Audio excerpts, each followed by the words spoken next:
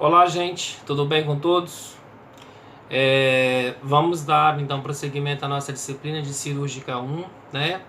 Na aula passada, quem acompanhou, quem assistiu a aula, o vídeo, eu falei sobre valores para o paciente, quando o paciente ele é orientado, quando o paciente recebe uma educação continuada e permanente, quando o paciente ele consegue entender aquilo que está acontecendo com ele e isso faz com que amenize um pouco mais a sua dor.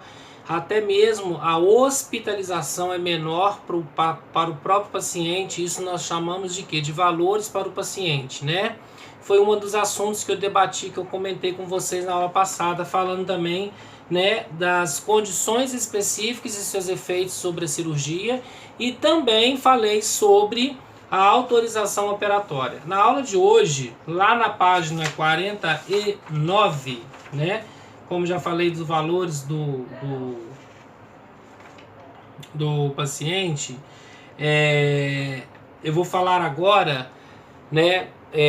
Na verdade, os valores para o paciente, como eu falei, quando ele tem uma equipe de enfermagem entretida com o acompanhamento clínico dele, quando ele consegue se expressar todos aqueles sentimentos que ele tem, tanto de medo, de angústia, de insegurança, e a enfermagem passa para ele todo um complexo de segurança, de condições para ter conforto no tratamento, né? Há um trocadilho, há ali, né, um feedback, e aí acontece que o paciente ele se torna mais seguro perante a pessoa que está cuidando dele. Então, como eu falei, pode ser que tenha dor, pode ser que ele consiga talvez suportar um pouco essa dor até que ela passe. Talvez não há necessidade de analgesia para esse paciente. Então, valores para o paciente, né? A recuperação é mais rápida, né? Igual está falando, menor necessidade de medicação, as complicações são reduzidas e a hospitalização é menor, né? Isso quando existe uma educação continuada e permanente, né? Quando são feitas orientações sobre tudo aquilo que vai e que está acontecendo com o paciente. Isso para ele é de grande importância, para que ele fique sabendo de todo o procedimento que vai acontecer com ele durante o tempo que ele fica internado no hospital. Ele ficando entretido com tudo e com todos, com certeza quem sai ganhando é o paciente, quem sai ganhando é a equipe de enfermagem, né? E assim por diante. E hoje, gente, lá na 49, né, nós vamos falar de um assunto bastante interessante, que é estado, nutrição / cirurgia, né? Vocês já estudaram cirurgia, já viram bastante sobre cirurgia, já viram bastante sobre nutrição. E na verdade um paciente debilitado, um paciente caquético, um paciente com anemia, seja ferropriva por falta de ferro, um paciente desidratado, um paciente apático, se for cirurgia eletiva, né, como a gente já estava discutindo isso, as condições específicas e efeitos sobre a cirurgia, que é uma continuidade do que eu já falei, o paciente não pode operar, porque ele não tem suporte nutricional suficiente para atender a necessidade daquele processo, por exemplo, de cicatrização. E como fala que o estado de nutrição do paciente tem relação direta com o sucesso da cirurgia, claro, uma boa dieta, uma boa nutrição, né? O paciente ele não pode estar obeso, o paciente não pode estar caquético, o paciente não pode estar desidratado, o paciente não pode estar desnutrido. Então, como que eu vou ter células de defesa suficiente para tranquilizar, para que esse paciente tenha qualidade e condições de ter uma cirurgia, né, com segurança? E na literatura fala que o processo de recuperação dos tecidos, se a pessoa tem saúde perfeita, o organismo ele está em homeostase. O que é o organismo estar em homeostase? O organismo está em homeostase, o organismo está o quê? Em equilíbrio. em equilíbrio com ele mesmo, né? E de que forma que a gente pode citar isso, professor? Glicose, colesteróis, triglicerídeos, hemogramas, né? Hepatogramas, que é o TGO, o TGP, o gama GT, as bilirrubinas, direta, indireta e total, né? Então, ou seja, fosfatase alcalina, amilase, lipase, a glicose, como eu já falei. Então, o paciente, quando ele está em homeostase, ele está em equilíbrio com ele mesmo, podendo assim fazer uma cirurgia tranquila, sem problema algum. Não está com deficiência nutricional, não está com anemia, não está desidratado, não está com obesidade, não está desnutrido, né? A gente viu lá nas condições específicas e seus efeitos sobre a cirurgia, que o paciente desidratado, desnutrido, falta de ácido ascórbico, vitamina C, é importante para criar tecido conjuntivo, tecido importante de granulação para fechar uma ferida. Quando o paciente se submete a uma operação, o corpo pode permanecer em homeostase, como eu já falei, em equilíbrio, desde que se aplique uma terapia para compensar as perdas. Então, gente, na verdade, este paciente, ele simplesmente, ele só vai operar se ele estiver em equilíbrio com ele mesmo. Agora, quando é casos de emergência, quando é casos de urgência, não tem como esperar. Eu não posso esperar aquela anemia acabar. Eu não posso esperar a perda de potássio, a perda de sódio, né? Ele ser compensado depois pela perda. Eu tenho que, como médico, como enfermeiro, como equipe da área da saúde, do centro cirúrgico, agilizar o processo da cirurgia desse paciente, né? A recuperação proteica é um processo lento, pode levar diversos dias ou semanas. Varia. Ele está com deficiência de ferro, ele está com deficiência de vitamina C, ele está anêmico, ele está caquético. Então, às vezes, ele está em equilíbrio com a parte da bioquímica, que é a glicose, colesterol, triglicerídeos e outras partes. A hematologia, que é a parte que pega o hemograma completo, que vai falar se ele está com anemia ou não, aí está prejudicado. Aí ele tem que fazer um suporte nutricional adequado para ele ter uma boa alimentação, para ele fazer uma boa cirurgia, para não ter nenhum problema. Isso é o mais importante, ok? Eu vou falando e depois, se surgirem dúvidas, vocês vão passando para mim, correto? O desafio que a enfermagem enfrenta é de encorajar o paciente a comer, servindo-lhe refeições atraentes e saborosas arranjadas com o escasso serviço de que dispõe. Isso aí também, tanto depois da cirurgia, né? O paciente pós-operatório, ele tem que alimentar corretamente, ele tem que ter uma boa dieta, ele tem que ter um equilíbrio nutricional, porque é como aquilo que eu sempre falo. Não adianta ter um bom antibiótico, um excelente curativo, né? Um excelente banho de leito, banho de aspersão, né? Se a alimentação dele é uma alimentação a desejar, né? Eu preciso de fontes proteicas, eu preciso de fontes nutricionais para que some todo esse complexo, para que faça o conjunto da obra e que este meu paciente ele consiga ter sucesso na cicatrização da ferida. Porque não adianta só antibiótico, só curativo bem feito, se a gente sabe que automaticamente esse paciente ele não vai ter sucesso na sua cirurgia, no seu pós-operatório, por falta de uma dieta equilibrada, balanceada, né, que tem ali todos e qualquer tipo de fontes de nutrientes importantes e necessários para ele ter o seu pós-operatório tranquilo, sem inflamação, sem demora para ter alta, né? E a enfermagem tem que dar apoio psicológico. A enfermagem tem que encorajar esse paciente, assim como o acompanhante, como o circulante de sala, como o visitante, alguém da família, para ter condições para esse paciente ter uma boa recuperação no pós-operatório, né? Então as vitaminas são necessárias para o propósito específico, para a oxidação dos carboidratos e manutenção das funções gastrointestinais, né? Nós temos aí vitamina B1, B2, B6 e B12, são vitaminas importantes para o processo da cicatrização, do colágeno, da elastina. Nós temos aí a presença da vitamina, né, vitamina C, que é o ácido ascórbico, que está presente nos alimentos, né, laranja, abacaxi, goiaba, tomate, né? A gente tem também importante os alimentos verdes também, eles têm grande teor de concentração de vitamina C, que é importante. Eu sempre falo que o grande objetivo maior da vitamina C é aumentar a taxa de anticorpos do organismo daquele paciente que precisa passar por uma cirurgia.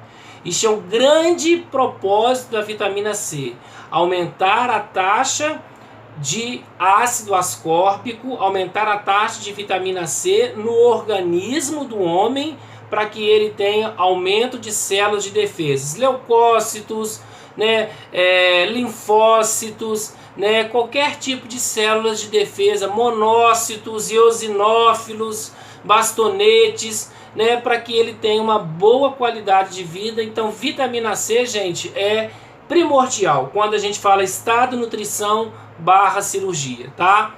A gente vai continuar falando mais sobre o assunto super interessante, né, que faz parte da nossa profissão, ok? E, gente, então, como eu falei, o ácido ascórbico, ele é importante, né, para a formação de tecido de granulação.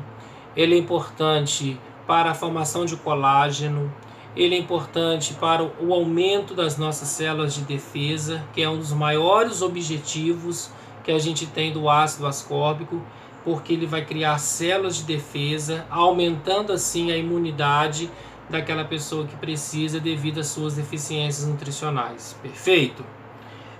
A perda dos líquidos, né?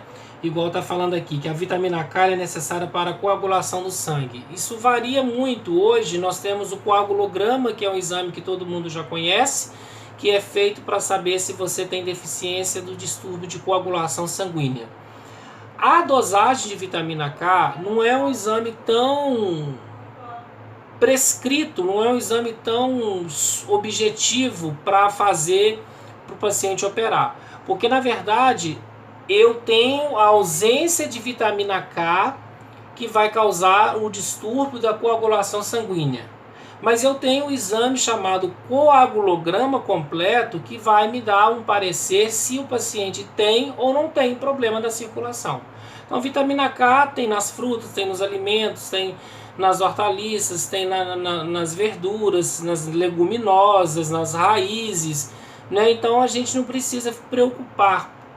Na enfermagem, né, na pediatria, por exemplo, todo o RN ele recebe uma dosagem de vitamina K quando ele sai, né, da sala de parto, vai para a sala dos primeiros cuidados, das primeiras assistências, aspiração de vias aéreas inferiores, vias aéreas superiores, né, aplicação do Canaquion. Canaquion é a vitamina K, que é rica, né, em vitaminas importantes para evitar processos hemorrágicos assim na pessoa futuramente, ok? E aí, gente, cárie dentária, né, é um outro problema sério, porque a cárie, muitos não dão importância, apesar que é um problema de saúde pública, né, é um problema que envolve a enfermagem, envolve a odontologia, envolve toda a equipe multiprofissional da saúde da família. A gente sabe que a cárie é um problema, a cárie é um vilão da história também, né? Se é uma cárie profunda, se é uma cárie, né, que ainda não foi diagnosticada e a pessoa vai fazer uma cirurgia, ela pode ter um foco dentário, né? Esse foco dentário nada mais é do que uma contaminação do dente, né, aquele dente que está contaminado. Cai na corrente sanguínea aquela bactéria e ela vai se alojar no coração, por exemplo, fazendo uma endocardite bacteriana. O paciente pode ter problemas, né? Ou seja, ele ia fazer uma cirurgia simples, uma cirurgia eletiva, uma cirurgia agendada, acabou apresentando um problema, o quê? Grave, que é uma endocardite bacteriana presente pela cárie. Então, ter uma saúde oral, ter uma saúde bucal importante faz parte da nossa vida e o organismo agradece também, porque assim a gente vai ficar em homeostase, né? Nós já falamos muito sobre a obesidade, que são as condições específicas e seus efeitos sobre a cirurgia, né? Que além de trazer problemas de ordens endócrinas, como diabetes, né? Além de trazer problemas de ordens hepáticas, como esteatose hepática, como né, a própria gordura no fígado, além de trazer desordem de ordem metabólica, como hipertensão arterial, a obesidade, né, não é um estado nutricional benéfico. Nunca foi e nunca será, né?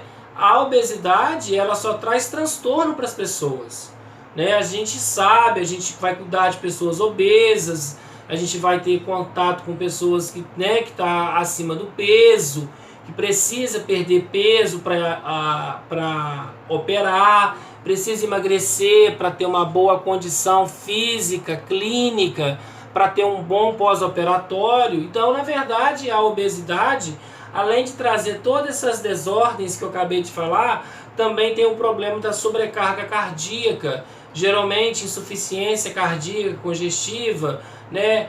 Pode correr o risco de ter doenças cardiovasculares, infarto agudo do miocárdio. Outro tipo de doença cardiovascular, a gente pode colocar exemplo aí de trombose venosa profunda e um trombo provocado aí, né, pelo excesso de gordura ou formação de placa de ateroma que se aloja na artéria femoral, causando a formação da placa de ateroma que se acidentalmente se desprende, né, daquele local de origem e se aloja na artéria pulmonar, causando embolia pulmonar por obesidade. Então, ser obeso significa ter saúde? Claro que não. Evidentemente que não, né? Então, a sociedade, né, nós profissionais de saúde, vocês futuros colegas, nós temos que trabalhar muito isso na atenção primária, com relação aos carboidratos, as lipoproteínas, as glicoproteínas, né, os fosfolipídios, os glicídios, né, e assim tudo que envolve a qualidade nutricional do paciente, porque na verdade eu sei o quanto é difícil às vezes a gente falar de nutrição para pacientes que não têm nem o que comer em casa. A verdade é essa. Então a gente tem que ser o quê? Artista, tem que ser psicólogo, tem que saber entrar e sair naquela família que eu sei que não tem condições de ter uma dieta balanceada, né? Como que eu vou falar, desculpa, de homeostase para uma família que não tem condições nenhuma, né? Então a gente tem que saber fazer um raio-x, um diagnóstico daquela família, para depois a gente saber falar o que na hora certa, para que aquela família não se sinta ofendida com o que a gente for falar, ok? E na 49 ainda, falamos agora um pouquinho sobre as condições gerontológicas / cirurgia. Está relacionado aos idosos, né? Idoso, gente, é complicado pós-operatório? Dependendo do idoso, sim, né? Eu tenho Alzheimer, eu tenho Parkinson, eu tenho a própria idade, que é um fator não modificável, eu tenho idosos teimosos, eu tenho idosos que não fazem o pós-operatório corretamente. Então, virando aí a literatura, a gente percebe que, em geral, as pessoas são consideradas como de maior risco cirúrgico que os pacientes mais jovens. Por quê? Né? São pessoas que já tiveram problemas, pessoas que já têm problemas, carregando problemas, né? A gente viu as condições específicas e seus efeitos sobre a cirurgia, placa de ateroma, DPOC, angina, diabetes, hipertensão, lipoproteínas, né? Obesidade, insuficiência cardíaca congestiva, desidratação, desnutrição. O fígado daquele idoso já não é um fígado que vai por exemplo, metabolizar corretamente como deveria ser metabolizado. Isso tudo compreende, né, digamos assim, a condição para que ele tenha uma boa resposta para fazer a sua cirurgia, né? É importante avaliar o estado da boca, já falei sobre essa questão da saúde bucal. A diminuição da transpiração leva a uma boca seca e pruriginosa, uma pele assim tão frágil, é facilmente lesada. Gente, o idoso, né, não tem uma pele como a nossa pele, que ela é rica em colágeno, ela é rica em elastina, né? O idoso, ele tem uma pele chamada de pele glabra. O que é uma pele glabra? É uma pele sensível, que já está uma pele judiada pelas radiações solares, pelos radicais livres, né? Já tem mancha senil. O que são manchas senil? Para quem não sabe ainda, são aquelas pigmentações cinzentas, marronzadas, que existem nas mãos dos idosos, na face. Isso tudo é sinal de senilidade. Eu falo que o processo do envelhecimento ele começa a partir do momento que eu nasci. Vocês e eu e vocês, da semana passada até hoje, já envelhecemos. Nós já envelhecemos. Cada dia que passa, nós envelhecemos um pouco mais. Isso é chamado de quê dentro da literatura? Apoptose. Que eu já passei isso para vocês com certeza. Morte programada das minhas células. Então eu vou ter esse rostinho aqui, lisinho aqui, assim esticadinho assim, até os meus 60 anos, assim sucessivamente? Claro que não. Eu vou ter perda de colágeno, vou ter perda de elastina, né? A gente vai ter as linhas de expressões. Isso tudo é por causa do processo chamado apoptose, morte programada das células. Então o idoso, além de ter esse problema de ter feito várias cirurgias, problema de saúde, problema de metabolização, né, que as suas complicações são bem maiores, né, do que o do próprio idoso, né? A gente sabe que tem idoso caquético, tem idoso obeso, tem idoso com doenças autoimunodegenerativas, que são doenças que podem comprometer o quadro clínico do nosso paciente e assim ele não ter um sucesso da sua cirurgia. Agora, pacientes idosos com pele glabra, com pele sensível, a enfermagem tem que tomar muito cuidado na hora de dar banho, na hora de pegar esse paciente, para não ficar com marca, para não ficar com hematomas, né? A forma como a gente pega esse paciente, né? Literalmente por debaixo da região axilar, por debaixo da região aqui, né? Próxima à região poplítea, aqui do músculo da perna gastrocnêmio, né? Para quê? Para que a gente pegue esse paciente dentro da técnica, para que não levante pele, para que não tire pele desse paciente, porque a pele dele é igual um papel. É igual um papel, né? Qualquer movimento abrupto, qualquer movimento grosseiro que eu faço com esse paciente, eu posso estar abrindo ali um abrasão, eu posso estar abrindo uma ferida nesse paciente. E ele, consequentemente, vai ter porta de entrada de infecção, correto? A pessoa idosa acumula muitas experiências em sua vida, foi exposta às doenças e presenciou doenças fatais em seus amigos e família, e consequentemente tem temores acerca de seu próprio futuro que pode ser evidentes, mas existem. Tem idoso que tem medo de operar, tem idoso que tem um estilo de vida diferente, que é um estilo de vida conservador, porque já viu tanta coisa errada às vezes, que ele mesmo se sente coagido para fazer uma cirurgia. E a gente não pode obrigar ninguém a operar. Tem que ter assinatura, como a gente já falou, o termo do consentimento livre e esclarecido das pessoas que vão fazer a cirurgia. Porque sem autorização...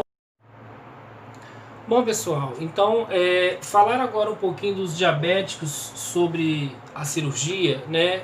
Diabético é um paciente super importante, né? É um paciente especial, é um paciente que a gente sabe que a sua glicose pode subir ou pode aumentar conforme o seu emocional. Não obrigatoriamente ele precisa encher de farinha, de doces, carboidratos, bolachas e biscoitos para sua glicose subir.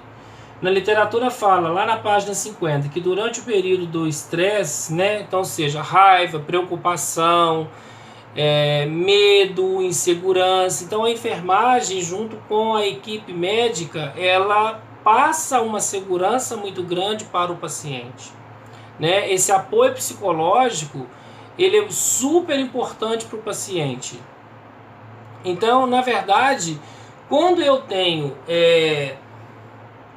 aumento do nível de glicose no organismo, outros hormônios eles ficam totalmente atrelados a aumentarem e entrarem em desordens por causa do aumento dessa glicose do meu paciente diabético que vai fazer uma cirurgia. Por exemplo, a gente está falando aqui, né, tende a subir como resultado do aumento do nível de hormônios, a epinefrina, a norepinefrina, o glucagon, o cortisol, que é o hormônio do crescimento.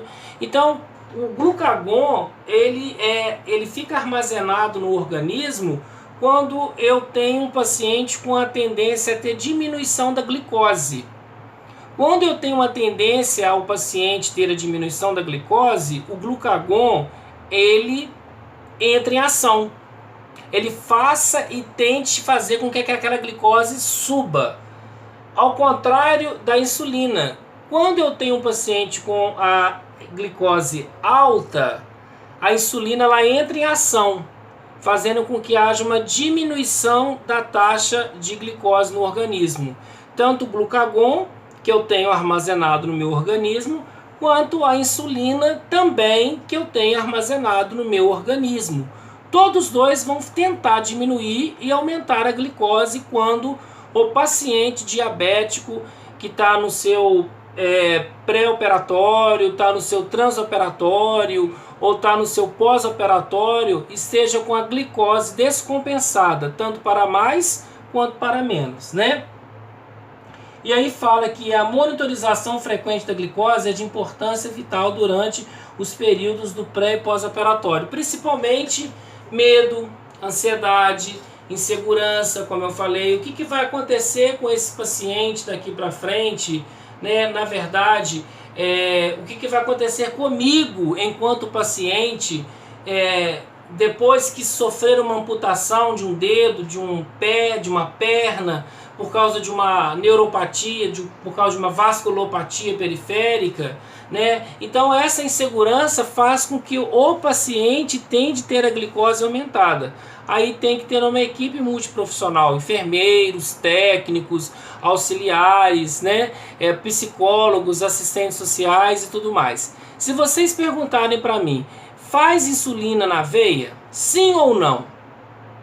Faz. A insulina ela é administrada na veia somente a regular. O único profissional habilitado que tem autorização para prescrever uma insulina na veia é o médico. Seja esse paciente no transoperatório, no pós-operatório ou no pré-operatório, uma glicose, por exemplo, a 600 mg/dl. Como que nós podemos ler isso daí, professor? Em 1 decilitro de sangue, eu tenho 600 miligramas de glicose no sangue desse paciente. É muita glicose. Então, a NPH, ela atinge o pico lentamente, até ela começar a fazer a curva e descer para diminuir a glicose. Enquanto a regular, ela começa a subir rapidamente e ela faz a curva rapidamente, fazendo com que essa glicose desça rápido. Por isso que a glicose que faz na veia, tá, gente? Presta atenção, turma. Somente um médico que pode prescrever. Tanto SOS quanto em casos, né, de emergência. Pré, trans, pós, na clínica médica, enfim. Ele é que tem essa autonomia para prescrever a insulina regular quando existe, né, isso não é rotina, quando existe essa necessidade do paciente usar a insulina. Igual está falando aqui. A glicose sanguínea é controlada durante a cirurgia com a infusão, né, intravenosa de insulina regular, que é balanceada por uma infusão de destrose. As taxas de infusão de insulina e destrose são ajustadas de acordo com determinações horárias de glicose capilar. Então, gente, na verdade, cada médico tem uma concepção de saber até quando essa glicose pode manter daquele valor para não ter que aplicar uma insulina, para não ter que aplicar uma glicose. Então, ao mesmo tempo, no centro cirúrgico, como circulante de sala, eu preciso de uma insulina regular para aplicar no meu paciente para diminuir a glicose, eu preciso da glicose também no meu paciente para regular essa glicose, para aumentar ela. Então, é o que a literatura está falando. Eu preciso tanto da insulina para diminuir essa glicose, e como eu preciso da glicose para aumentar, no caso, né, eu preciso da glicose para aumentar essa glicose. A insulina diminui a glicose. E a glicose, que é o glucagon, né, que é o destrozol aqui falando melhor, agora a gente está falando de destrozol, ele vai fazer o quê? Ele vai fazer aumentar a glicose desse paciente no organismo dessa pessoa. Essa é a função do destrozol. A função do destrozol é aumentar a glicose do paciente. E a função da insulina regular é a diminuição da glicose do paciente, tanto na emergência, quanto na urgência, quanto na enfermaria clínica, quanto no pré, no trans, né, no trans e também no pós-operatório. Ok? E lá, continuando ainda na literatura, na página 51, o enfermeiro que cuida de um paciente diabético que está recebendo insulina por via intravenosa deve monitorar cuidadosamente a infusão de insulina, os níveis de glicose sanguínea. Porque mesmo ele estando sendo operado, eu tenho que monitorar essa glicose, né? Porque eu estou fazendo insulina no paciente, eu estou fazendo insulina na veia desse paciente, seja eu circulante de sala, seja eu enfermeiro, né? O médico solicitou a insulina NPH, né? Ele solicitou a insulina regular para administrar na veia daquele paciente que a glicose está subindo demais. Então eu vou fazer uma insulina na veia. Para eu fazer essa insulina na veia, como técnico, como circulante, né? Como enfermeiro, eu tenho que também monitorar. Eu tenho que monitorar essa glicose. De que forma que eu vou monitorar essa glicose? Fazendo um HGT.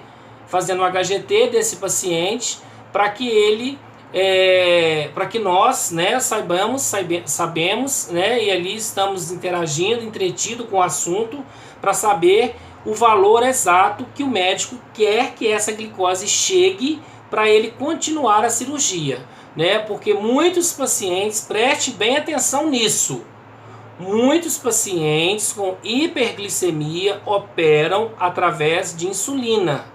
Durante o período todo da cirurgia é aplicado insulina nesse paciente. De preferência, a insulina é aplicada na veia. Quem pode prescrever é somente o médico.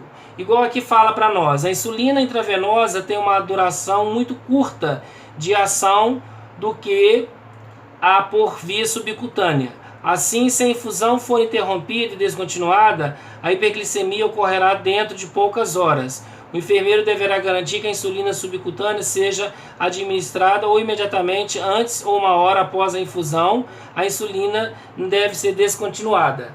Se a glicose for parada de ser feita e continuar fazendo a insulina no paciente, lógico que o médico vai chegar perto da enfermagem e vai falar para ela, olha, eu quero que a glicose do paciente X que está sendo operado chegue a 120 miligramas barra decilitro, ou 130, ou 99, ou 110. Aí, para que eu consiga fazer com que essa glicose chegue a este valor, eu tenho que trabalhar tanto, como está falando aqui agora na literatura, eu tenho que trabalhar tanto com a insulina, pode ser também agora subcutânea, para diminuir menos essa glicose, porque na verdade a insulina ela é feita, né, via subcutânea, universalmente falando.